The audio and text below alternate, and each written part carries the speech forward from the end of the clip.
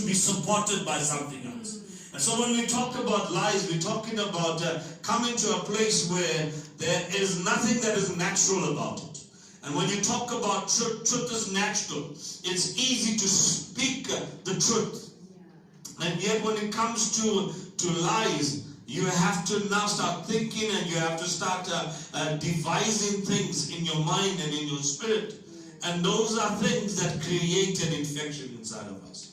Okay, so we're understanding that this morning. Amen. Okay, so I want to ask you the question this morning.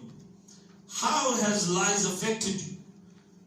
Or how has lies infected you? Have you come to, see, the Bible says that if we confess our sins, God is faithful and just to forgive us.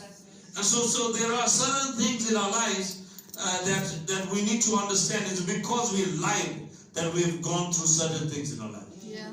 And when you confess and you say, I lied about this, it's like a weight that has been lifted off your shoulders.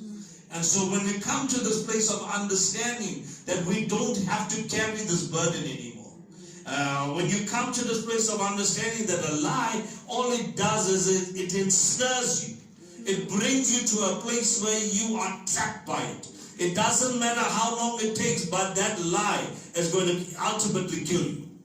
And so, let's go back to the Garden of Eden. When we look at the Garden of Eden, when we look at Adam and Eve, when we understand Adam and Eve, when they were deceived by the enemy, remember what Eve said. Eve said, I was deceived.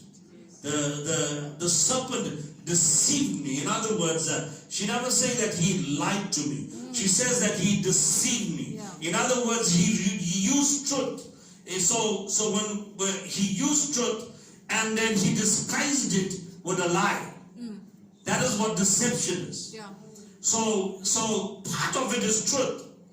If part of it is truth and the rest of it is lie, it's not truth. It's a deception. Are you understanding this? And so Eve was deceived by the devil. He did say. So let's go back to where we left off last week, and let's go to Genesis chapter 3, Deberry. Genesis chapter 3, verse 4. From verse 4. And the serpent said to the woman, you will not surely die. So this was in response to what the woman answered the serpent.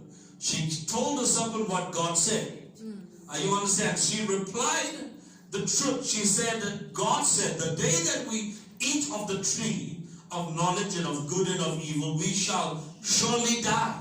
And this was his response. The serpent said to the woman, you will not surely die.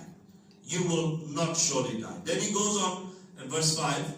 He says, for God knows that in the day that you eat, your eyes will be open, and you will be like God, knowing good and evil. So in other words, lies creates vision. It creates vision. It brings you to a place, in other words, it's revealing.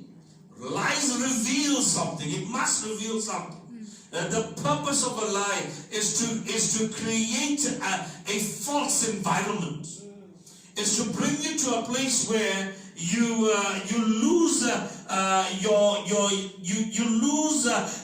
true meaning of the environment, or the environment becomes tainted. Yeah. And that is what happens with lies. And so here, this is what he says here. For God knows that in the day that you eat, your eyes will be open, and you will be like God, knowing good and evil. Knowing good and evil. So he